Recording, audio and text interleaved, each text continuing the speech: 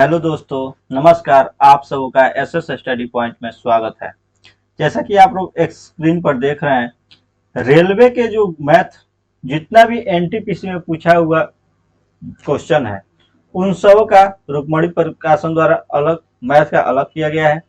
इस वीडियो के माध्यम से हम लोग वॉल्यूम 3 में जितना भी मैथ के क्वेश्चन हैं, सभी को क्वेश्चन बाई क्वेश्चन डिस्कशन करेंगे। यह वॉल्यूम चाहे आप मेरे वीडियो से देखें या फिर मैथ को बनाएं, यह वॉल्यूम आपका ग्रुप डी एग्जाम और एनटीपीसी सीबीटी 2 एग्जाम के लिए बहुत ही महत्वपूर्ण होने वाला है। क्योंकि आखिर पूछेगा क्वेश्चन कहां से पूछेगा, इतना शिफ्ट में एनटीपीसी का क्वेश्चन हुआ, एग्जाम हुआ, वही सब पैटर्न रहेगा, बस डाटा चेंज कर देगा। तो इन सभी यानी वॉल्यूम 3 में जितना भी मैथ है, इन सब के टाइप पर आपका पकड़ बनाना सबसे जरूरी है। तो आइए शुरू करते हैं इसका एक्सप्लेनेशन को। देखिए, सबसे पहले कुछ मोटिवेट हो जाए। अगर केवल सोचने से मंजिल मिलती तो आज हर कोई कामयाब होता। अगर आप यह सोच करके बैठे हैं कि ग्रुप डी का एग्जाम है, जाएंगे 1 महीना चाहे 15 दिन पढ़ लेंगे, एकदम एग्जाम को क्रैक करके आएंगे, लेकिन आप ये भी मत भूलिए, आप देख ही रहे हैं बेरोजगारी के क्या पोजीशन है। बहुत स्मार्ट स्टूडेंट जो सीजीएल में छटा हुआ है, चाहे कहीं भी छटा हुआ है, वो सभी को ग्रुप डी का एग्जाम देना है, क्योंकि सब कोई सोचता है कि कोई ना कोई सरकारी जॉब हो जाए। तो इसलिए ग्रुप डी को हल्का मत लीजिए। फरवरी में आपका एग्जाम है, तो अभी से प्रिपरेशन को तैयार कर दीजिए। आइए फर्स्ट क्वेश्चन को शुरू करते हैं। फर्स्ट क्वेश्चन है cos 2 theta equal to sine theta, और इसमें कंडीशन दिया है थीटा जो है 0 और 90 डिग्री के बीच में होना चाहिए। तो इसको सॉल्व करने के लिए सबसे पहले हम सॉल्व करते हैं। देखिए, हम जानते हैं sine 90 minus theta equal to होता है, sine 90 minus theta equal to होता है कॉस थीटा, या cos 90 minus theta equal to sine theta, या कॉस 2 थीटा है तो कॉस 2 थीटा। साइन थीटा को लिख सकते हैं कॉस 90 माइनस थीटा। यह कटता नहीं है, लेकिन कॉस से कॉस इलिमिनेट हो जाता है। बहुत लोग कहता है काट दे रहे हैं, कटता नहीं, इलिमिनेट हो जाता है। यानी 2 theta equal to 90 minus theta, तो 3 थीटा हो जाएगा, तो थीटा का वैल्यू हो जाएगा 30 डिग्री। यही हमारा आंसर है। नेक्स्ट क्वेश्चन है, पहली 8 भाज्य प्राकृत संख्याओं का माध्य और पहली 8 अभाज्य प्राकृत संख्याओं के माध्य का अंतर क्या है, इसको जान रहे हैं। तो देखिए, सबसे पहले तो हम जानेंगे कि भाज्य संख्या क्या है, अभाज्य संख्या क्या है। ये आप लोग जान रहे होंगे। प्राकृत संख्या जो 0 से स्टार्ट होता है, सॉरी 1 से स्टार्ट होता है, 1 2 3 4 5। अब पूर्ण संख्या या पूर्णांक जो 0 से स्टार्ट होता है, तो प्राकृत संख्या यानी 1 से हमको देखना है। तो 1 से आगे भाज्य संख्या है, 1 न भाज्य न अभाज्य, 2 सबसे छोटी अभाज्य संख्या है, 3 अभाज्य संख्या यानी सबसे छोटी भाज्य संख्या क्या हो जाएगा, 4, फिर 6, फिर 8, 9, 10, 11 नहीं होगा, 12, 2 4 6 8 को करना है। उसके बाद से 14 और फिर हमारा 15। अब बाई 8 इसका मान निकालेंगे, तो इस सब को जोड़ेंगे, मतलब जोड़ लीजिएगा, कैलकुलेशन है, केवल हम समझा दे रहे हैं।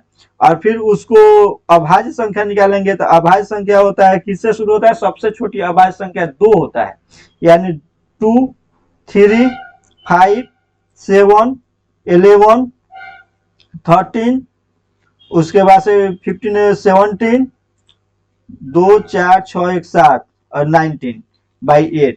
इस टोटल को जोड़ेंगे तो इसको जोड़ेंगे तो 78 आएगा बाई 8, और इसको जोड़ देंगे तो 9 7 16 3 19 1 20 27 2 4 6 77 बाई 8 हो जाएगा।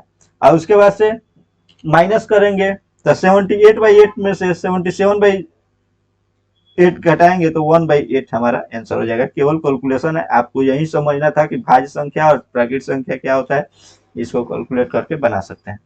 नेक्स्ट क्वेश्चन देखते हैं, ए किसी कार्य को 12 दिन में पूरा कर सकता है, बी ए की तुलना में 20% कम कार्य कुशल है, तो बी उस कार्य को कितने दिन में पूरा कर सकता है। तो देखिए, सबसे पहले हम जानेंगे, देखिए इसको बनाते कैसे हैं। ये जो है 12 दिन में पूरा कर सकता है, तो बी कह रहा है कितना दिन में पूरा कर सकता है।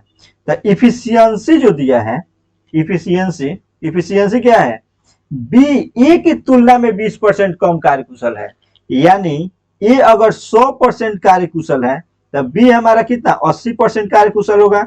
ये रेशियो में आएगा, जब रेशियो में आएगा तो यानी 4:5 इसका इफिशियंसी जो होगा 4:5 में होगा। आप जानते हैं जो जितना ज्यादा इफिशियंस रहेगा, जितना ज्यादा जिसके पास ताकत रहेगा वो कम समय में कार्य करेगा। यानी इफिशियंसी टाइम का उल्टा होता है। इफिशियंसी किसका, टाइम का उल्टा होता है। थोड़ा इसको ऊपर कर लेते हैं। इफिशियंसी टाइम का उल्टा होता है, तो टाइम का रेशियो हमारा 4:5 हो जाएगा। यानी 4 यूनिट का मान हमारा दे दिया है 12, यानी 3 गुना है, तो 5 यूनिट का मान भी 3 गुना करना होगा, यानी 15 दिन में काम कर लेगा। तो यही हमारा आंसर हो जाए 15 दिन। इसको आंसर को टिक कर लिया जाए। संभवतः क्वेश्चन आप लोगों को भी इजी लगा होगा। नेक्स्ट क्वेश्चन है, थोड़ा ऊपर कर लें। एबीसी एक समबाहु त्रिभुज है। एबीसी क्या है, एक समबाहु त्रिभुज है। P Q R A B B C और ए सी भुजाओं के मध्य बिंदु है। तो त्रिभुज की भुजा की लंबाई 4 सेंटीमीटर है। तो त्रिभुज पी क्यू आर का क्षेत्रफल क्या है। देखिए इजी क्वेश्चन है, इसको ड्रॉ कीजिए, फिगर अभी समझ में आ जाएगा। एबीसी एक समबाहु त्रिभुज है। समबाहु त्रिभुज किसको कहते हैं, जिसके प्रत्येक भुजा बराबर होता है, प्रत्येक कोण 60 डिग्री होता है और प्रत्येक भुजा की लंबाई 4 सेंटीमीटर है, 4 4 4। ए बी बी सी और ए सी का मध्य बिंदु पी क्यू आर है। यानी ए बी का मध्य बिंदु अगर ए बी सी है, ए बी का मध्य बिंदु हमारा है पी, बी सी का मध्य बिंदु क्या है क्यू और ए सी का मध्य बिंदु क्या है आर। अगर इसको हम मिला देते हैं तो एक यह भी प्रॉपर्टी होता है, समबाहु त्रिभुज के किसी सभी भुजाओं के मध्य बिंदु को मिलाने से जो बीच वाला क्षेत्रफल होता है वह त्रिभुज है, माने टोटल त्रिभुज का 1/4 होता है। और हमारा साइड दे दिया है 4, तो इससे हम त्रिभुज का क्षेत्रफल निकाल सकते हैं। त्रिभुज का क्षेत्रफल क्या होता है, √3/4 इंटू भुजा स्क्वायर, √3/4 इंटू भुजा स्क्वायर ए स्क्वायर होता है।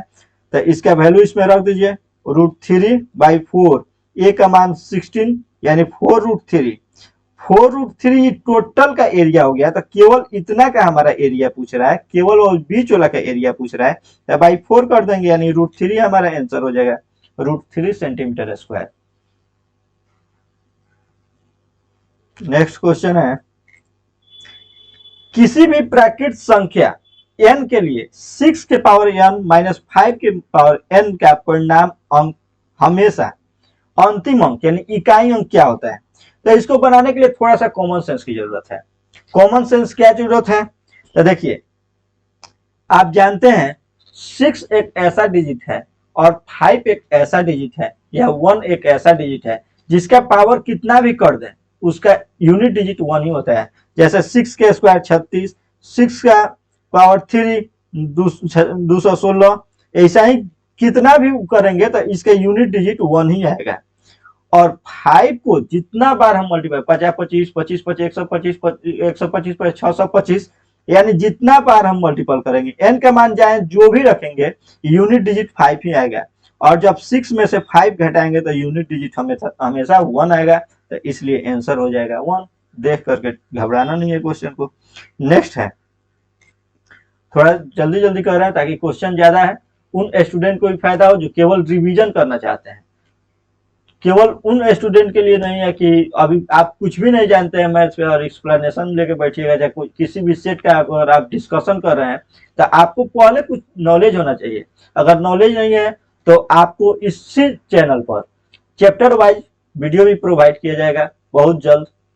उससे आप पर चैप्टर का प्रत्येक चैप्टर का आप नॉलेज ले सकते हैं। जैसे एलसीएम एचसीएफ स्टार्ट होगा तो उससे जितना संभावित क्वेश्चन एनटीपीसी में पूछा गया है प्लस जितना क्वेश्चन हो सकता है उससे ओरिजिनेट होने का ग्रुप डी और एनटीपीसी में उन सभी क्वेश्चन का इकट्ठा किया जाएगा। अगर आप उस वीडियो को भी देख लेते हैं प्रत्येक चैप्टर का तो आप अपने एग्जाम में बहुत अच्छे मार्क्स ला सकते हैं।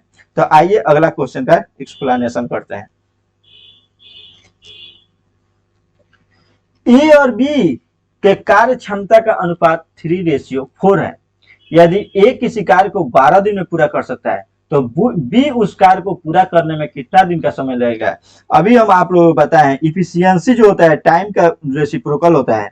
ए बी का जो इफिशियंसी का रेशियो है 3:4 है, तो टाइम का रेशियो हमारा क्या हो जाएगा 4:3 हो जाएगा, अपोजिट हो जाएगा। क्योंकि जो जितना ज्यादा इफिशियंस आदमी होगा, जितना ज्यादा उसके पास ताकत होगा, उतना कम समय में कार्य करेगा। तो ऐसे समझ सकते हैं। और ये किसी कार्य को 12 दिन में, यानी 4 यूनिट का मान 12 दिया है, कितना गुना हुआ है 3 गुना, तो इसको भी हमको 3 गुना करना होगा। तो इसको 3 गुना करेंगे तो 9 दिन में, यानी 9 दिन हमारा आंसर हो गया। या फिर आप प्रैक्टिकली रूप से समझ सकते हैं, एक और आपको मेथड थोड़ा बता रहे हैं। देखिए ए और बी इफिशियंसी 3:4, ए बी का इफिशियंसी हो गया 3:4, ए बी का इफिशियंसी हो गया 3:4। तब देखिए, अब आप ऐसा एज्यूम कीजिए, इसको अलग छटिएगा, इस सेकेंड मेथड मान सकते हैं समझने के लिए। सेकेंड इफिशियंसी मतलब क्षमता होता है। तो आप यह समझिए 3 आदमी मिलकर, इसको मैन मान लीजिए, 3 आदमी मिलकर किसी काम को 12 दिन में करते हैं। 3 आदमी या 3 यूनिट, 3 गो इफिशियंसी, 3 इफिशियंसी माने 3 आदमी मान सकते हैं इसको। 3 आदमी मिलकर किसी कार्य को 12 दिन में कर सकते हैं। तो एक आदमी कितना दिन में करेगा 12/3, तो 4 आदमी कितना दिन में करेगा 12/3 गुणे 4, ऐसे भी आप कीजिएगा तो 16 दिन। सॉरी,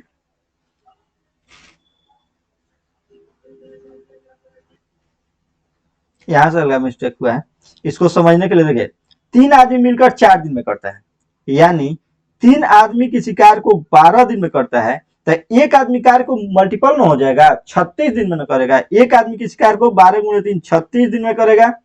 तो 4 आदमी किसी कार्य को बांटा 4 यानी 9 दिन में करेगा। तो ऐसे भी आप समझ सकते हैं कि इफिशियंसी अगर आदमी के रूप में मानिएगा तो मल्टीपल कर दीजिएगा, और नहीं तो डायरेक्ट आपको अगर समझ आ गया कि इफिशियंसी टाइम का रेसिप्रोकल होता है तो इससे आप निकाल सकते हैं। दोनों मेथड है, जो आपको सुटेबल लगे वो लगा सकते हैं। नेक्स्ट क्वेश्चन है, कैलकुलेशन है हल्का, कैलकुलेशन नहीं मतलब कि नंबर सिस्टम से है। पी का मान दे दिया 2, 0.2, ये हो गया 0.02, इतना इतना है। तो बस केवल कैलकुलेशन कर दिया, क्यू के मान इतना दे दिया है। तो देखिए इसको कैलकुलेशन करने के लिए सबसे आसान उपाय, इसको करेंगे तो 0.4 हो जाएगा। 0.4 0.2/0.4 करेंगे तो 1/2 हो जाएगा। 1/2 यहां से प्लस 2, तो 2.5 यहां से हो गया, अब -2, यानी 0.5। पी का मान हो गया 0.5। इसको भी ऐसे करेंगे, क्यू का मान तो 0.4 अब बाई 0.2 यानी 1/2, तो 2 - 1/2 -1, इसको ये हो जाएगा हमारा 2 - 3/2 यानी 1.5, तो 0.5 ये भी हो गया। तो P/Q 1 आंसर हो गया। बस केवल इसको कैलकुलेट कर देना था। नेक्स्ट क्वेश्चन को देखते हैं, थोड़ा ऊपर कर लिया जाए।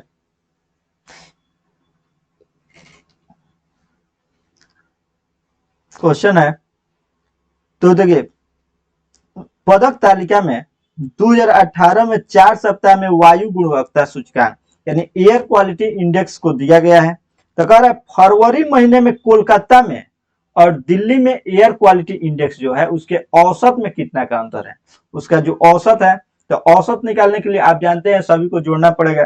तो जोड़ दीजिए 8 से 14 4 18 2 20 के 0 2, 8 7 15, 7 7 14 26 2 22 2 24 के 4 मिल 2, 3 4 7 1 8 2 10, 1040/4 यानी ई हो गया 4 दूना 4 260, इसका एवरेज हो गया। इसको जोड़िएगा तो 6 6 24 26 के 7 मिल 2, 4 चौको 16 1 17 के 7 1 2 चौको 8 976/4, 4 दूनी 8, 4 चौको 16 4 चौको 16 244 और 260 अंतर निकालिएगा तो कितना हो जाएगा 44 + 50 तो 60 यानी 16, आंसर हमारा हो जाएगा 16। एवरेज निकाल करके घटा देना है। नेक्स्ट है, देखिए इसमें x का मान निकालना है। x का मान निकालने का सबसे आसान उपाय है, आप इसको क्या कीजिए आप इसको दोनों तरफ स्क्वायर कर दीजिए। 1 है, 1 से कोई मतलब नहीं है, 1 का तो कोई वैल्यू नहीं है, इधर जाके मल्टीपल हो जाएगा। इसको स्क्वायर कीजिएगा तो 90 माइनस एक्स रूट 12 हो जाएगा। इसका स्क्वायर कीजिएगा तो 7 माइनस 2 रूट 12 हो जाएगा। देख ले रहे हैं आप, तो एक्स का वैल्यू निकालना है।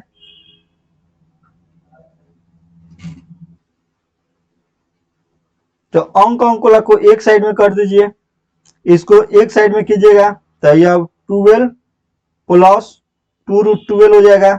यहाँ से एक्स रूट 12 हो जाएगा।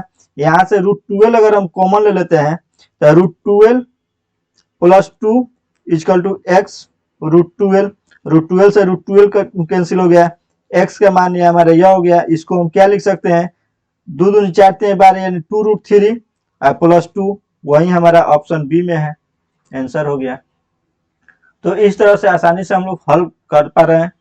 नेक्स्ट क्वेश्चन को देख रहे हैं। एक वस्तु को 12% लाभ पर बेचा गया, यदि उसे 33 रुपया अधिक पर बेचा जाता है तो 14% लाभ होता है। तो आप एज्यूम कीजिए 12% तो पहले ही मिल रहा है।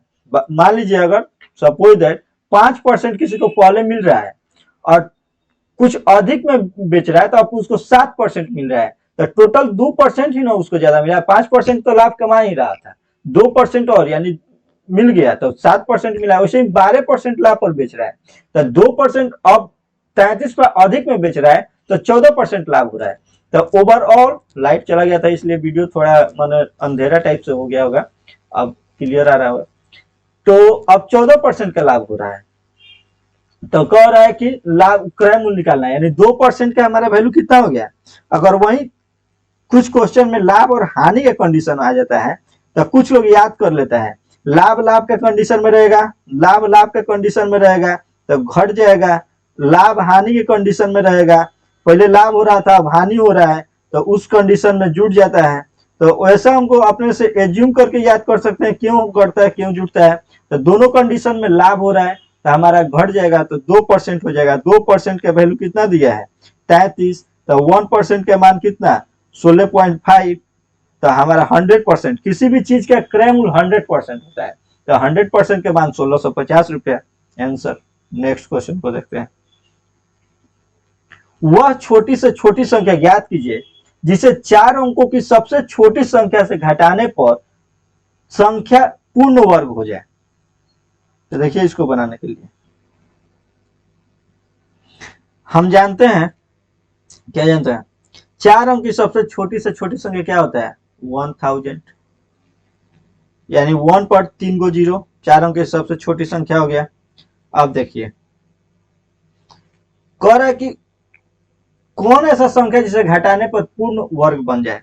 तो आप निकालने के लिए, वर्ग निकालने के लिए जानते हैं क्या होता है, इनडायरेक्ट भी बना सकते हैं। अगर आपको याद रहेगा 61 के स्क्वायर 10 होता है, 61 के स्क्वायर यानी 6 जाएगा 36, 70। आइए इसको पहले निकाल लेते हैं। तो 2 गो 0, 3 3 9, 9 सॉरी 30 थे 900, 900 के करीब में होगा, यानी 30 के से आसपास होगा तो उसको एज्यूम करके बना सकते थे। 9 1 0 0 6, 1 घटेगा यानी 31 के स्क्वायर है, तो 31 के स्क्वायर निकाल सकते थे। 31 इसको कर देंगे तो ये हमारा कितना 39 बच जाएगा। वहीं अगर 39 अगर घटा लेते हैं तो वर्ग टोटल मतलब कि एक वर्ग बन जाएगा, पूर्ण वर्ग बन जाएगा, तो 39 आंसर हो जाएगा। नेक्स्ट क्वेश्चन डीआई से है।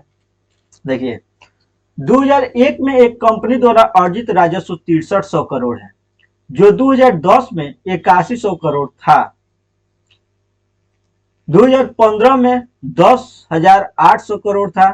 तो 2001 से 2010 के बीच और 2010 से 2015 के बीच राजस्व में हुई वृद्धि का अनुपात ज्ञात करना है। तो देखिए कितना से कितना, 2001 से 10 के बीच जो राजस्व का वृद्धि हुआ है, कितना का वृद्धि हुआ है, तो इसमें 2001 से 2010 में घटा देंगे 6300 8100, कितना का वृद्धि हो गया है 63 8 71, यानी 1800 का वृद्धि यहां से यहां तक। और इससे इसमें कितना का वृद्धि हो गया है, इससे इसमें 2010 से 15 में तो 10 से 15 में कितना का वृद्धि हो गया है? तो 700 और 2700। तो इसका हमारा रेशियो पूछ रहा है, तो 1800 2700 का रेशियो 2:3 नहीं होता है, तो 2:3 हमारा आंसर हो जाएगा। नेक्स्ट क्वेश्चन, कमेंट करके जरूर बताइएगा कि क्या स्पीड को कुछ ज्यादा नहीं ना है, कुछ कम नहीं ना है, क्योंकि आप जैसे बताइएगा क्वेश्चन तो मैं ऑप्शन से ही बना सकता था, कुछ क्वेश्चन ऐसा था देख करके भी हो सकता है, लेकिन जब एक्सप्लेनेशन का अर्थ होता है प्रत्येक क्वेश्चन पर एक्सप्लेनेशन किया जाए। तो आइए नेक्स्ट क्वेश्चन देखते हैं। 2600 रुपए धनराशि को दो भागों में विभाजित करके उधार दिया गया था। पहले भाग पर 10% की दर से 5 वर्ष के साधारण ब्याज पर और दूसरे भाग पर 9% के दर से 6 वर्ष के साधारण ब्याज पर। तो 10% के दर से दी गई उधार राशि ज्ञात कीजिए, मतलब कितना दिया गया था। तो देखिए 10% के रेट से 5 वर्ष के लिए और 9% के रेट से 6 वर्ष के लिए। तो इससे जो हमारा प्राप्त होगा ब्याज जो प्राप्त होगा उसी का अनुपात में रुपया भी बांटा गया होगा। तो ब्याज किस अनुपात में प्राप्त होगा? तो 50 होगा, 45 होगा, यानी 10:5 के रूप में ही प्राप्त होगा।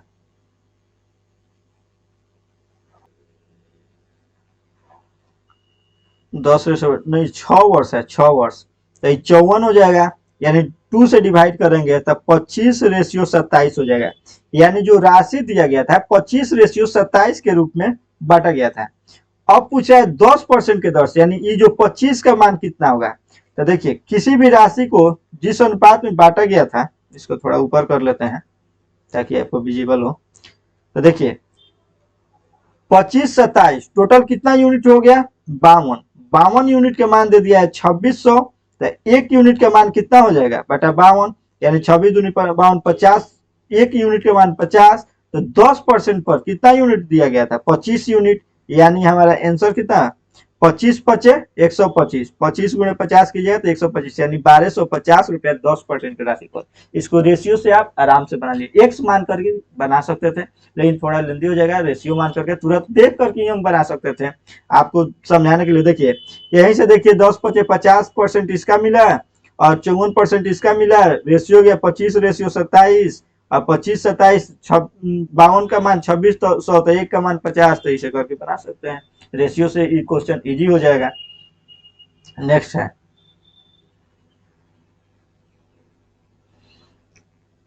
थोड़ा इसको ऊपर कर लीजिए। स्कूल में लड़के और लड़कियों के मिलाकर औसत आयु 16.8 है, माने जितना भी बॉय है और गर्ल है टोटल का औसत आयु 16.8 है। लड़का की औसत आयु 15.4 है और लड़कियों की औसत आयु 18.2 है। तो स्कूल में लड़का और लड़कियों की संख्या का अनुपात निकालना है। देखिए हमारा इस रेशियो से एवं इजी तरीके से बना सकते हैं। कैसे बना सकते हैं? तो देखिए आइए शुरू करते हैं। देखिए बॉय है, गर्ल है। बॉय का लड़का का आयु 15.4 है और गर्ल 18.2 है और दोनों को मिक्स करके 16.8 है। अगर आपका रेशियो का नॉलेज होगा तो ठीक है, इसको घटा दिया जाता है। देखिए इसको घटाएंगे तो 1.6, इसको घटाएंगे तो 1.4, यानी अनुपात कितना हो जाएगा? 8:7 में अनुपात हो जाएगा। कुछ गड़बड़ हो रहा है, घटाने में कुछ गड़बड़ हो गया होगा।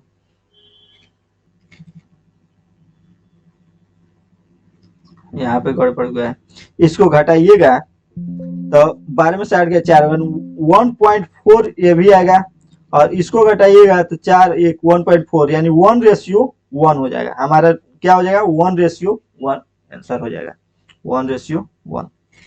नेक्स्ट है,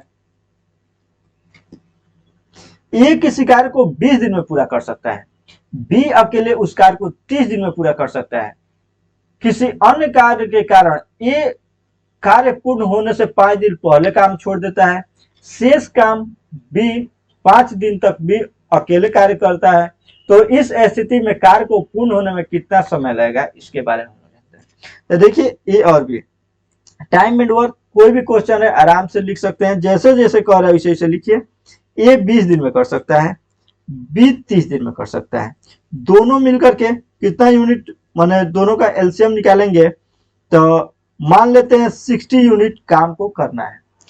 ए कितना दिन, 3 यूनिट पर डे करेगा, 3 यूनिट पर डे। अब बी क्या करेगा, तो बी करेगा 2 unit per day, 2 unit per day. अब कह रहा है कार्य को पूर्ण होने से 5 दिन पहले, कार्य किसी अन्य कारण से ये कार्य को पहले ही छोड़ देता है, पूर्ण होने से पहले ही छोड़ देता है, शेष कार्य को बी 5 दिन तक करता है। तब बी जब एक दिन में 2 यूनिट काम करेगा तो 5 दिन में कितना यूनिट काम करेगा, 10 यूनिट काम करेगा। यानी 10 यूनिट काम बी अकेले किया होगा, तब मिल करके दोनों कितना किया होगा, 50 यूनिट काम दोनों मिल करके किया होगा। तो दोनों मिल करके एक दिन में कितना यूनिट काम करेगा, 3 2 5 यूनिट काम करेगा, तब बटा 5 यानी 10 दिन तक दोनों मिल करके काम किया होगा। तो कह रहा है इस स्थिति में कार्य को पूर्ण करने में कुल कितने दिन का समय लगेगा, तो 10 दिन तक मिल करके काम किया, अब 5 दिन बी अकेले काम किया, तो कार्य को कितना दिन में पूरा हुआ, 15 दिन में पूरा हुआ। आसानी से बना लिए। भिन्न के एक अंश हर से 2 कम है, अंश जो है हर से 2 कम है, यदि अंश को 2 से गुणा किया जाए और हर को 3 से गुणा किया जाए तो प्राप्त भिन्न इतना प्राप्त होता है। तो देखिए इस इजी से आप बना सकते हैं। अंश क्या है, अगर हम अंश को x मान लेते हैं, अंश हर से 2 कम है तो इसको हर को हम x मान लेते हैं, वैसे अंश को भी मान सकते हैं, कोई दिक्कत नहीं होगा। तो अंश कितना हो जाएगा, x + 2 हो जाएगा, यानी भिन्न हमारा क्या हो जाएगा, x + 2/x हो जाएगा, अंश और हर। अंश हर से 2 कम है, सॉरी अंश से 2 कम है, तो इसको माइनस मान लीजिए, या फिर अब ऊपर अंश को x मान लीजिए, जैसे भी आप करना चाहते हैं कर सकते हैं। इसको काट देते हैं। देखिए हर को क्या मान लेते हैं, हर और अंश कौन कम है, वैसे किसी को भी मानिएगा, आंसर में कोई फर्क पड़ने वाला नहीं है। अंश हर से 2 कम है, अंश जो है हर से 2 कम है, तो x - 2 हो जाएगा, तो भिन्न क्या हो जाएगा, x - 2/x हो जाएगा। अब कह रहा है यदि अंश को 2 गुना कर दिया जाए और हर को 3 गुना कर दिया जाए तो भिन्न हमारा कितना हो जाएगा, 2/9 हो जाता है। नया भिन्न कितना है, 2/9 हो जाता है। तो यहाँ से हम x का मान निकाल लेंगे, 9 दूनी 18x, या इसको काट भी सकते हैं, 3 3 9, तो यहाँ से हो गया 3 दूनी 6x -12 = 2x, यानी 4x के वैल्यू 12, तो x के वैल्यू 3 हो गया। तो हमारा भिन्न क्या हो जाएगा, तो x एगो 3 हो गया और ऊपर हर 1 हो गया, यानी 1/3। इस तरह से आप बना सकते हैं। ऊपर क्वेश्चन को ऊपर कर ले जाए, p² + q² - r² 0 है, तब p के पावर 6, q के पावर 6, r के पावर 6 बाई p² q मतलब भागा में है, p² q² r² का मान ज्ञात करना है। तो आप देखिए इजी क्वेश्चन है, इसको आप ऐसे लिख सकते हैं, p² q² r² जो है p² + q² = r² लिख सकते हैं।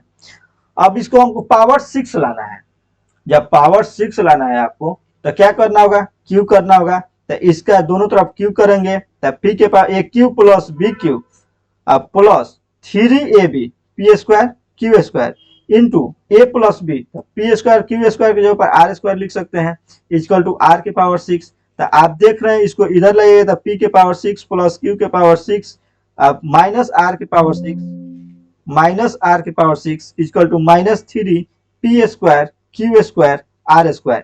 तो आप देख ले रहे हैं इतना हमारा आ गया और ये भी आ गया, इसको पट्टा में इधर अगर ला दे रहे हैं तो हमारा यह इक्वेशन प्राप्त हो जाएगा और आंसर -3 हो जाएगा। नेक्स्ट क्वेश्चन, 3 व्यक्ति ने एक व्यवसाय इतना के अनुपात में धन निवेश करके शुरू करते हैं, वर्ष के अंत में उन्हें 15,600 रुपया के प्राप्ति होता है, यानी लाभ की प्राप्ति होता है। तो देखिए 3 व्यक्ति, इसमें कुछ ना कुछ छोड़ा हुआ है, या तो ए का पूछा होगा, या बी का पूछा होगा, या सी का पूछा हुआ। होगा। तो हम तीनों निकाल लेते हैं, क्योंकि इसमें कुछ क्वेश्चन दिया ही नहीं है, केवल आपको मतलब क्या देना है आंसर, उसमें कहाँ दिया है। 3 व्यक्ति ने एक व्यवसाय को इतना के अनुपात में शुरू करते हैं और वर्ष के अंत में इतना रुपए का लाभ होता है, तो उसको क्या निकालना है दिया नहीं है। तो यही पूछता है कि ए का कितना लाभ हुआ, बी का कितना लाभ हुआ, सी का कितना लाभ हुआ, या फिर पूछ देगा कि ए बी सी के लाभ का रेशियो क्या होगा। तो लाभ का रेशियो तो जो व्यवसाय में पूंजी का निवेश होता है वही हो जाता है। तो ए बी सी के लाभ के रेशियो पूछेगा, किसको कितना रुपए लाभ हुआ, या ए का लाभ बी के लाभ से कितना अंतर है, ये पूछेगा। तो देखिए जो पूंजी और लाभ होता है, तो लाभ जो होता है, लाभ किस रेशियो में होता है, पूंजी गुणे टाइम के रेशियो में होता है। तो टाइम तो सेम है सभी का, तो जो हमारा लाभ का रेशियो होगा वही पूंजी का रेशियो होगा। तो पूंजी का रेशियो इतना दिया है, लेकिन यह फ्रैक्शन में दिया है, तो इसको हम पूर्णांक में बनाएंगे। तो हम जानते हैं पूर्णांक को फ्रैक्शन तोड़ने के लिए सभी का एलसीएम निकालते हैं, जो कि 12 है। यानी यह टोटल में 12 से गुणा करेंगे तो 6:4:3 हो जाएगा। लाभ का अनुपात 6:4:3 हो गया। और देखिए टोटल कितना यूनिट का इसका पूंजी का जो रेशियो होगा वही लाभ का रेशियो होगा। पूंजी का रेशियो लाभ के रेशियो के बराबर होगा, क्योंकि लाभ जो होता है पूंजी गुणे टाइम होता है। तो 6 4 10 3 13 यूनिट, 13 यूनिट का वैल्यू दे दिया है हमारा कितना, 15,600। तो एक यूनिट का वैल्यू कितना होगा, 1200। तो टोटल का ए का लाभ कितना होगा, ए का 12 छके 7200, ए का लाभ हो जाएगा 7200, बी का लाभ हो जाएगा 4800 और सी का लाभ हो गया 3600। यानी हमारा ए का ही लाभ पूछ रहा था, इसमें दिया नहीं था, लेकिन ए का ही लाभ पूछ रहा था। क्वेश्चन में करेक्शन कर लीजिएगा। तो ए का लाभ कितना होगा, ए का लाभ इक्वल टू क्या, ए का जो लाभ होगा उसको निकालना है। तो ए का लाभ 7200 रुपया।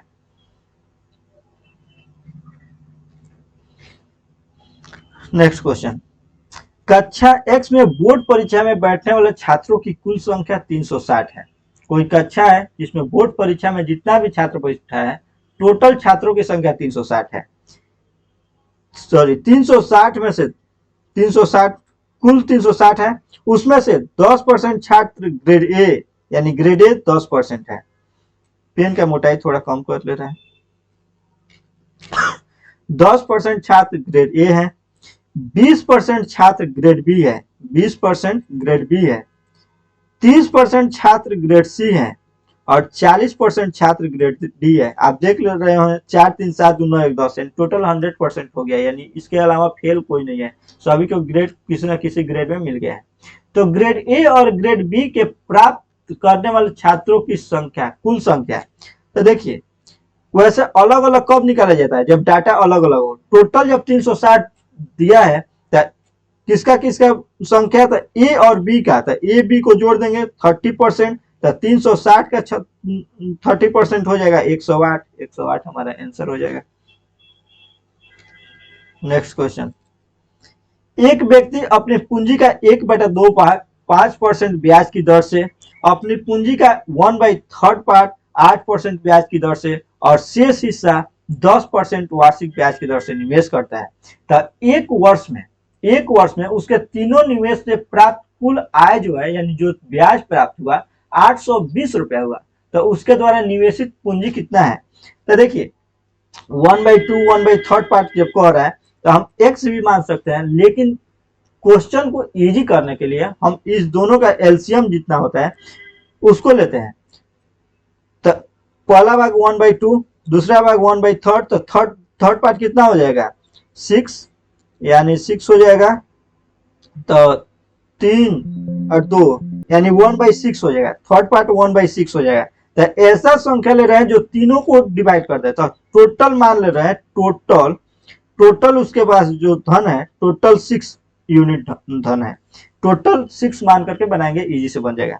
1/2 यानी 3%, 3 यूनिट को कितना में दे दिया, 5% के वैल्यू से दे दिया, प्लस 1/3 यानी 2 यूनिट जो है 8% के दर से दे दिया, और प्लस जो शेष यूनिट यानी 3 2 5 एक बचा, तो एक को वह 10% के दर से दे दिया, टोटल उसको प्राप्त हो गया 820 रुपया। तो 15 और 16, 41% का वैल्यू जो है 820 है।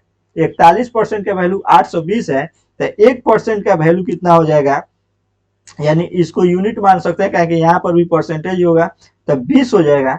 यानी 1% का वैल्यू 20 हो जाएगा, तो उसको 6%, यानी परसेंट 6 यूनिट धन दिया है, तो टोटल 6 मान है, तो 6 दूनी 12, 120 हो गया। अब परसेंट का मतलब डबल जीरो होता है, तो डबल जीरो, यानी 12,000 रुपया आंसर हो गया।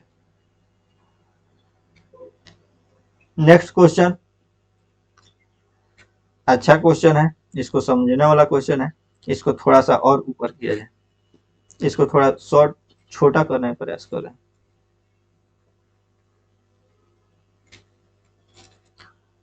विजिबल है वो होगा, क्योंकि डायग्राम बनाना है। पहले क्वेश्चन को पढ़ करके फिर छोटा कर रहे हैं। देखिए, एबीसीडी एक समानांतर चतुर्भुज है। एबीसीडी क्या है, एक समानांतर चतुर्भुज। समानांतर चतुर्भुज का मतलब होता है आमने सामने की भुजा बराबर होना चाहिए। समानांतर चतुर्भुज आमने सामने की जो भुजा है समानांतर और बराबर होना चाहिए। समानांतर चतुर्भुज है, बीसी को ई तक बढ़ाया जाता है। मान लीजिए A B C D, BC को ई तक बढ़ाया गया है, बीसी को ई तक बढ़ाया गया है, इसलिए थोड़ा छोटा कर दिया है। बीसी को ई तक इस प्रकार बढ़ाया गया है कि बीसी बराबर सी है, बीसी बराबर सी है। एई सीडी को पी बिंदु पर प्रतिच्छेद करती है। एई जो है सीडी को पी बिंदु पर प्रतिच्छेद करती है। त्रिभुज ए बी ई का क्षेत्रफल, ए बी ई का क्षेत्रफल, ए बी ई का क्षेत्रफल किसके बराबर होगा? तो देखिए, जब ई इसके बराबर है, ई इसके बराबर है, तो यह दोनों त्रिभुज जो ई है और ई है एक दूसरे सर्वांगसम हो जाता है। दोनों त्रिभुज क्या हो जाता है? सर्वांग, तो सर्वांगसम हो जाता है, तो ये दोनों बराबर हो जाएगा। सर्वांगसम और समरूप में अंतर है, जब एडवांस मैथ पढ़ा जाएगा तो उसमें बताएंगे। तो ई और ई क्या हो जाएगा? दोनों आपस में बराबर हो जाएगा। इसका क्षेत्रफल तो जिधर जितना इधर कटा उतना इधर जुट गया, यानी एबीसीडी के क्षेत्रफल के बराबर ही समानांतर चतुर्भुज का क्षेत्रफल होगा, यानी बराबर वाला आंसर हो जाएगा। नेक्स्ट, देखने में भी वैसे वो बराबर ही दिख रहा है, देखने में भी देखिएगा तो बराबर ही दिख रहा है, 1:1 के रेशियो में वो बांटता है। नेक्स्ट क्वेश्चन को, एक्स का वैल्यू ज्ञात करना है। तो देखिए, कुछ स्टूडेंट जल्दीबाजी में एग्जाम में जानते हैं क्या करेंगे, तुरंत स्क्वायरिंग कर देंगे। लेकिन आपको ध्यान देना है, अगर अभी स्क्वायरिंग कर रहे हैं तो यहाँ पे रूट के अंदर एक्स फिर आएगा, तो इसलिए इसको थोड़ा इंटरचेंज कर दीजिए। इसको √2 minus √3 equal to minus √x लिख सकते हैं। अब स्क्वायरिंग कीजिएगा तो √2 का स्क्वायर और √3 का square, a square plus b square minus 2ab, यानी 3 2 5 माइनस 2 √6 हो जाएगा, इजकल टू माइनस एक्स का स्क्वायर प्लस हो जाता है, यानी इसका यक्स हो जाएगा। तो एक्स का मान यही दिया है, 5 माइनस 2 √6, 5 माइनस 2 √6। बस एक लाइन का क्वेश्चन था। Next question, x equal to a sin t, y equal to b tan t, a square by x square minus b square by y square का मान निकालना है। तो देखिए, अगर हम इसको x बाई ए लिखते हैं तो 1 by sine T cosec T हो जाएगा, कोसेक टी। और यहां से b बाई वाई लिखते हैं तो यह इधर आ जाएगा, तो 1 by tan t, 1 by tan t equal to cot t हो जाएगा, कोट टी। हम जानते हैं कि इसको स्क्वायर करेंगे, इसका स्क्वायर दिया, इसका तो cosec square theta, cot square theta अगर माइनस करेंगे तो प्रॉपर्टी होता है त्रिकोणमिति में, cosec square theta, cosec square theta minus cot square theta equal to 1। तब x square by a square, x by a हम निकाले हैं, ए बाई एक्स करना है, a by x, a by x हो जाएगा, ए बाई एक्स और b by x. तो ये cosec square theta cot square theta 1 हो जाएगा, तो आंसर 1 हो जाएगा। नेक्स्ट क्वेश्चन है, आपको यह क्लास कैसा लग रहा है जरूर बताइएगा। हमको ऐसा एज्यूम हो रहा है कि यह उन्हीं लोगों के लिए ज्यादा फायदेमंद होगा जो पहले से जानते हैं, जो अभी मैथ से डरते हैं। अगर उनको सिलेक्शन चाहिए तो चैप्टर वाइज पढ़ना ही होगा। तो आप मेरे चैनल पर चैप्टर वाइज वीडियो भी सर्च कीजिए, अब तुरंत तुरंत अपलोड करने वाले हैं। उसमें कमेंट सेक्शन बताइएगा। अपलोड जितना भी वीडियो करेंगे उसका जो पीडीएफ होगा टेलीग्राम चैनल पर आपको मिल जाएगा। टेलीग्राम चैनल का लिंक भी इस वीडियो में दिया जाएगा, आप उससे ज्वाइन कर सकते हैं। तो आप इस वीडियो को ज्यादा से ज्यादा शेयर करने का प्रयास कीजिएगा। ये तो क्वेश्चन है, क्वेश्चन को मैं सॉल्व करा दे रहा हूँ, लेकिन जब टॉपिक वाइज पढ़ा जाएगा उसमें ना लगेगा कि हाँ कैसे क्वेश्चन को अटेम्प्ट किया जाता है, किस टाइप के क्वेश्चन, एक टाइप का क्वेश्चन आता है निकल जाता है। तो इसलिए जो रेलवे के खासकर स्टूडेंट होते हैं या जो बहुत कम मतलब कि मैथ्स जानते हैं, उनका एडवांस मैथ थोड़ा कमजोर होता है। तो एनटीपीसी में जितना एडवांस मैथ पूछा गया है उन सबों का कलेक्शन करके एक साथ, जैसे त्रिकोणमिति का एक साथ वीडियो दिया जाएगा, ताकि उससे रिलेटेड जो थ्योरी हो उस पर भी आपका पकड़ बन सके, थ्योरी को भी समझाया जा सके। अब प्रत्येक क्वेश्चन पर अगर थ्योरी समझाया जाना शुरू कर दिया जाए तो वीडियो बहुत लंबा हो जाएगा। 30-32 क्वेश्चन का सोल्यूशन करना है लगभग 50 से 60 मिनट में। तो इसलिए सोल्यूशन तो 30 मिनट में हो जाएगा, लेकिन इसको आपको एक्सप्लेन करके बताना भी है। तो आइए नेक्स्ट क्वेश्चन को शुरू करते हैं। किन्हीं दो संख्याओं का योग 1500 है। दो संख्या है, उनका योग कितना है? 1500 है। एक मिनट,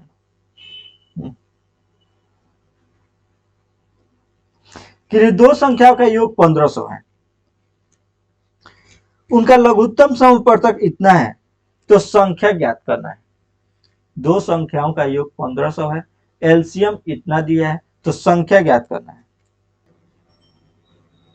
इस क्वेश्चन को बनाने के लिए एलसीएम एचसीएफ का कुछ नॉलेज होना आपके लिए जरूरी है, नहीं तो आप ऑप्शन से भी देख सकते हैं। जैसे देखिए, दो संख्या का योग 1500 है, तो 1500 तो सभी संख्या के योग है, लघुत्तम समवर्तक इतना है।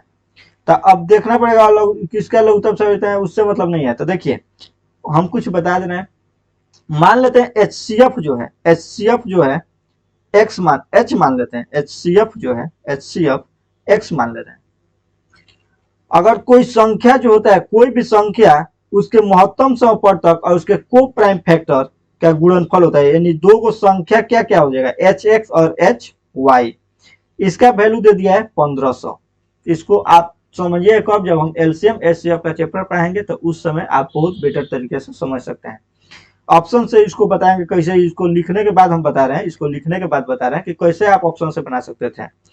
और योग इतना हो गया, और जो एलसीएम निकलाता है, एलसीएम जो निकलता है वह एचसीएफ और दोनों संख्या के जो को प्राइम फैक्टर का मल्टीपल होता है, जो हमारा दे दिया है 16379।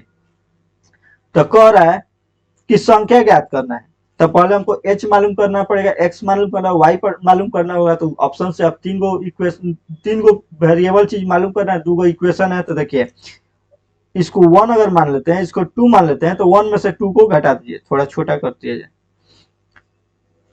1 में से 2 को भाग दे दीजिए, 1 में 2 से भाग दे देते हैं, तो हमारा क्या हो जाएगा, h into x plus y by h x y का वैल्यू हो जाएगा 1500 बटा 16379।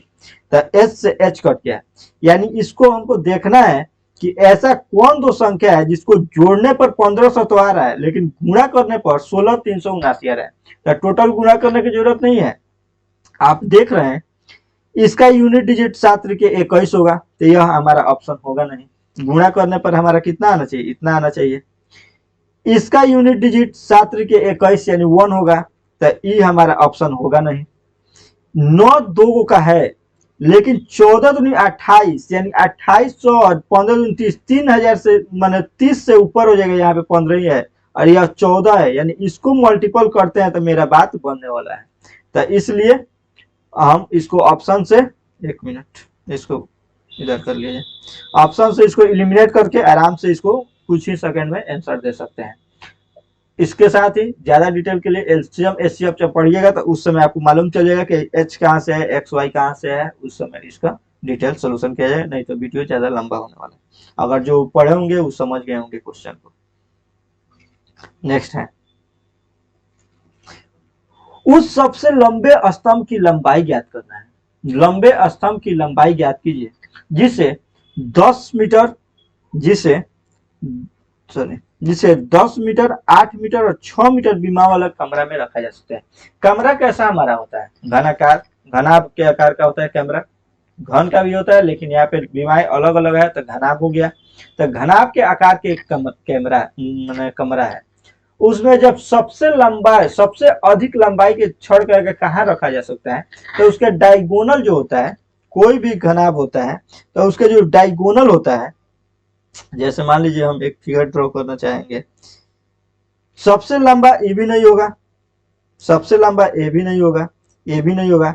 सबसे लंबा डिस्टेंस कहाँ तय करेगा? तो यहाँ से जो डायगोनल वाला एरिया है, जो डायगोनल वाला एरिया है उसमें, यानी किसी भी चीज का अगर कहे इसमें सबसे लंबा छड़ कहाँ रखा जा सकता है, तो डायगोनल निकालेंगे, उसका विकर्ण निकालेंगे। तो विकर्ण निकालेंगे तो घनाभ का विकर्ण होता है root under l square plus b square plus h square. L square plus b square plus h square, यानी 10 के स्क्वायर 100, 8 के स्क्वायर 64 और 6 के स्क्वायर 36, यानी 36 64 200। 200 रूट 200 का वैल्यू होता है 10, 100 दूनी 200, 10 रूट 2। नेक्स्ट क्वेश्चन,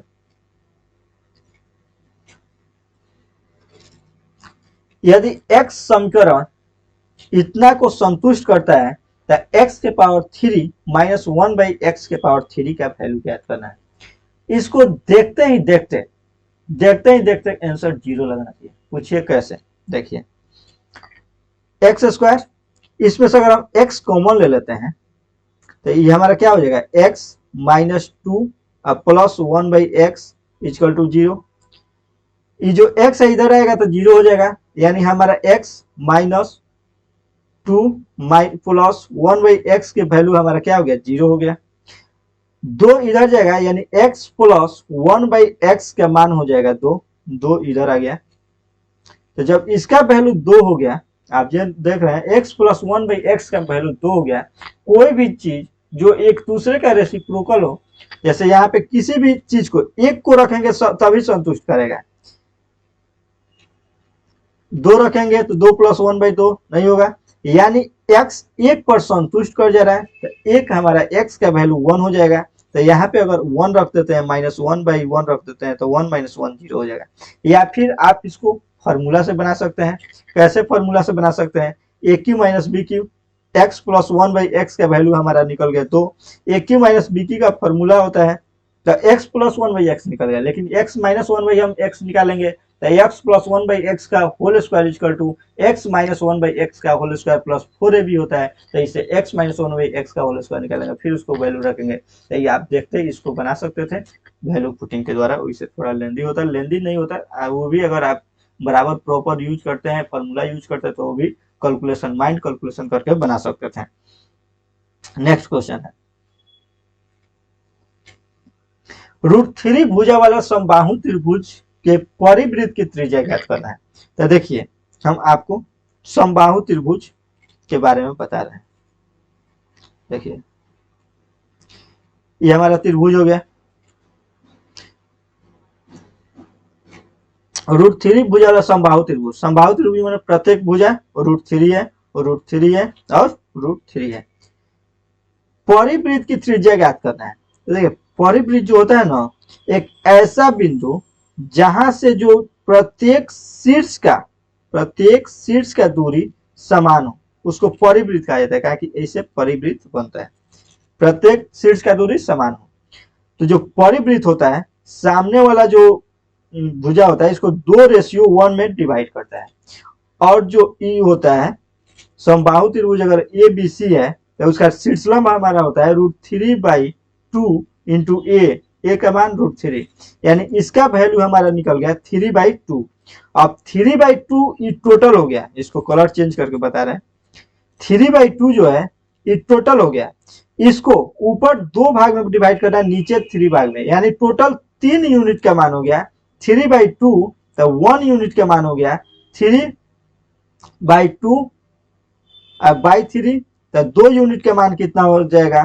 तो इसको भी हम इससे गुणा कर लेंगे, गुणे 2, तो 2 से 2 कट गया, 3 से 3, यानी 1 यूनिट हमारा वैल्यू हो गया।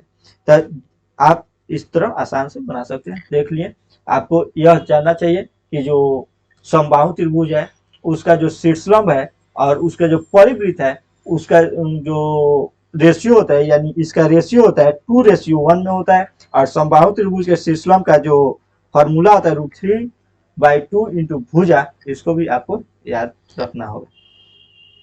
नेक्स्ट है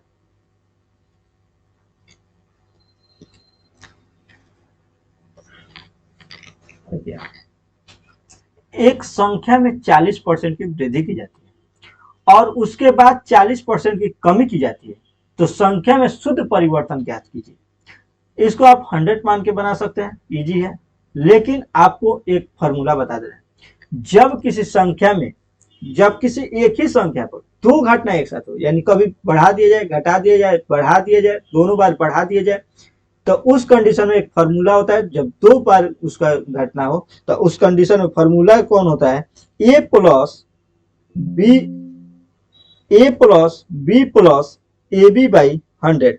अब आपको ध्यान देना है, जब बढ़ता है तो प्लस का साइन रहता है और जब घटता है तो माइनस का साइन रहता है। यहाँ पे अगर बढ़ेगा तो प्लस का साइन रहेगा और घटेगा तो माइनस का साइन रहेगा। तो इस फॉर्मूला को आपको ध्यान में रखना होगा। तो देखिए 40% की वृद्धि होती है, बाद में 40% की कमी होती है, तो प्लस, अगर आपको एकदम जीरो लेवल से समझना है तो ऐसे देखिए 40% की वृद्धि होती है प्लस 40% की कमी होती है प्लस 40 इंटू -40/100। तो ये तो कट जाएगा प्लस माइनस, यहाँ से -16/100। -16/100 के मतलब माने -16 और डबल जीरो से डबल जीरो कट जाएगा -16। तो जब -16 आ गया तो माइनस का मतलब हो गया कमी। आपको बताएं जब वृद्धि होगा तो प्लस, कमी होगा तो माइनस, यानी 16 हमारा आंसर आ गया और माइनस के साथ आएगा तो -16%, यानी 16% की कमी हुआ। नेक्स्ट, वह छोटी से छोटी पूर्ण संख्या ज्ञात कीजिए जो 12, 15, 18 से पूर्णतः विभाज्य है। पूर्ण वर्ग संख्या ज्ञात करना है। तो देखिए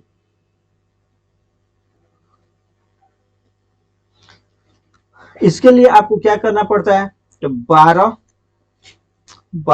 15, 18 का एलसीएम निकालना पड़ता है और उसका एलसीएम 12, 15, 18 का एलसीएम होता है। इसको दो तरीका से आप जैसे अपने पुराने मेथड से निकालते हैं वैसे निकाल सकते हैं, या इसको निकाल सकते हैं 3 चौको 12, इसमें 3 है तो 3 5 15, इसमें 5 नहीं है और 6 तो 3 दूनी 6, 6 3 18, 5 3 15 चौको 60 180 हो जाएगा। इसका एलसीएम 180 हो जाएगा। अगर आप अलग लिख करके 12, 15, 18 निकालते होंगे तो अभी कोई बात नहीं है, ऐसे भी निकाल सकते हैं, लेकिन ऐसे थोड़ा टाइम ज्यादा लग जाता है। इसका एलसीएम 180 हो गया। अब हमको देखना है कि पूर्ण वर्ग संख्या जो इतना से पूर्णतः विभाजित है, यानी ऐसा संख्या जो पूर्ण वर्ग भी हो और 180 से डिविजिबल भी हो। तो 180 से 900 डिविजिबल भी है, पूर्ण वर्ग भी है, तो हमारा आंसर हो जाएगा। नहीं तो 180 से 400 तो पूर्ण वर्ग है लेकिन 180 से डिविजिबल नहीं है। जब इसका 900 से डिविजिबल नहीं है तो यह संख्या इससे डिवाइड नहीं हो सकता है। और इसका एक और शॉर्ट ट्रिक है, आप डायरेक्ट ऑप्शन देख करके भी बना सकते हैं। सपोज दैट अभी हम 900 नहीं देखें, इसमें एक संख्या है 6, जब यह पूर्ण वर्ग है और इसके एलसीएम से डिविजिबल है तो इसमें जो 6 है तो 6 से भी इसको डिवाइड होना पड़ेगा, लेकिन यह 6 से 4 से मतलब 6 से डिवाइड नहीं है 400, इसलिए यह नहीं होगा। 5 से है लेकिन 4 यह भी 6 से डिवाइड नहीं है, ये भी नहीं होगा, ये भी नहीं होगा। इस तरह ऑप्शन एलिमिनेट हो गया और आंसर हमारा 900 हो गया। तो आप एलसीएम निकाल करके भी निकाल सकते हैं या फिर डायरेक्ट देख करके भी निकाल सकते हैं। जब आप मेरा एलसीएम एचसीएफ का क्वेश्चन पढ़ लीजिए तो इस टाइप का क्वेश्चन, एलसीएम एचसीएफ का वीडियो देख लीजिएगा तो इस टाइप का जो क्वेश्चन होगा आप देख करके आंसर कर सकते हैं। इसको हल कर देना है, आप कर भी सकते हैं खुद, वीडियो लंबा हो रहा है इसलिए थोड़ा तेजी कीजिए।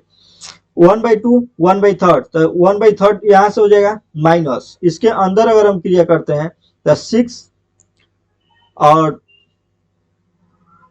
3 और 2 5, 5/6 और प्लस 5/6, यानी 5/6, 5/6 10/6 हो जाएगा। 10/6 का मतलब हो रहा है 3/5, तो 3/4 इंटू सॉरी 10/6 यानी हमारा हो जाएगा 5/3, तो यहाँ से ई कट जाएगा 5/4 ही हो जाएगा। अब मल्टीपल में क्या है 4/21, तो 4 से 4 इसे निकल गया, यानी 1/3 माइनस 5/21, तो 21 और 3 7 21 2/21, तो 3 7 21 माइनस 5,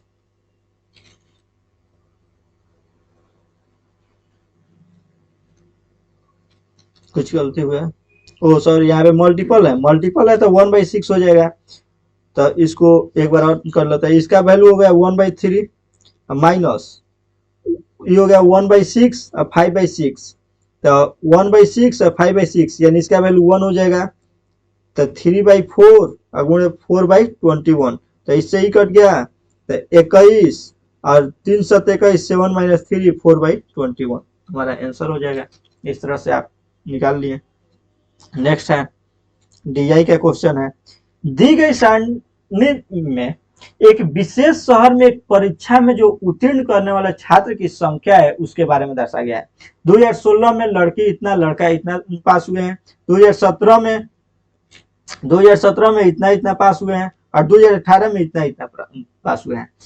यदि किसी वर्ष में परीक्षा में बैठने वालों छात्रों की संख्या इतना आ जा रहा है, इस जो वर्ष में दिया गया है उस वर्ष में बैठने वाले टोटल छात्रों की संख्या इतना आ जा रहा है, तो सभी 3 विषय में लगभग औसत उत्तीर्ण प्रतिशत ज्ञात कीजिए। औसत उत्तीर्ण परसेंट जो है उसको ज्ञात करना है। तो कितना लड़का पास हुआ है उसके बारे में इसको कैलकुलेशन करके बनाते हैं, तो आइए बनाते हैं। ये डीआई है, कैलकुलेशन है, इसको आपको निकालना पड़ेगा। जैसे 2016 में ये दोनों को जोड़ दीजिएगा, बता दे रहे हैं केवल आप बना लीजिएगा। टोटल परसेंटेज निकालने के लिए 35,4,000 और इसमें ये दोनों को जोड़ दिए, दोनों को जोड़ देने पर मान लीजिए समथिंग कुछ भी आ गया, समथिंग आ गया, दोनों को जोड़ देने पर समथिंग आ गया। इसको करेंगे टाइम ज्यादा लगा उससे क्या फायदा। और इससे जो परसेंटेज निकलेगा मानते हैं इस 70% इसका आंसर आया, मैंने आया। ये दोनों के जोड़ करके इसे परसेंटेज निकाल देंगे, मान लीजिए 65 आ गया, जोड़े नहीं है वैसे ही अप्रोक्स बता रहे हैं। ये दोनों को निकाल करके निकाल दिए, मान लीजिए x% आ गया या समथिंग जो परसेंट आ गया, तो तीनों को जोड़ करके बटा 3 कर देंगे, जो हमारा रेशियो हो जाएगा वही हो जाएगा। या बना सकते हैं, कैलकुलेशन है, थोड़ा कैलकुलेशन कर लीजिएगा। तो इस तरह से शायद समाप्त भी हो गया। तो हम देख रहे हैं टोटल जितना भी क्वेश्चन था उसका लाइन बाय लाइन, मतलब टोटल बुक का, टोटल इस सेट का क्वेश्चन का हम लोग डिस्कशन कर चुके हैं।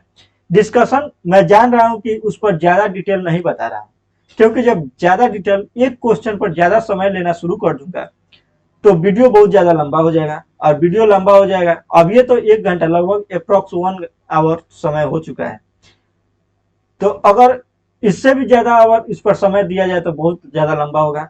तो अगर आप विशेष नॉलेज चाहते हैं तो चैप्टर वाइज आप मेरे वीडियो को सर्च करके देख सकते हैं। इसी के साथ मैं अपने इस लेक्चर को समाप्त कर रहा हूं, और आपको यह वीडियो कैसा लगा जरूर कमेंट सेक्शन में बताइएगा, ताकि हम भी प्रोत्साहित हो सके और तुरंत वीडियो ला सके। हमें भी जब उत्साह मिलेगा तो हम भी कुछ नया लाने के लिए आप लोगों के सामने ज्यादा एक्साइटेड रहूंगा। तो आप लोग ज्यादा से ज्यादा शेयर कीजिए इस चैनल को, और लाइक शेयर और सब्सक्राइब दोनों जरूर कीजिएगा। इसी के साथ मैं अपने वीडियो को समाप्त कर रहा हूँ।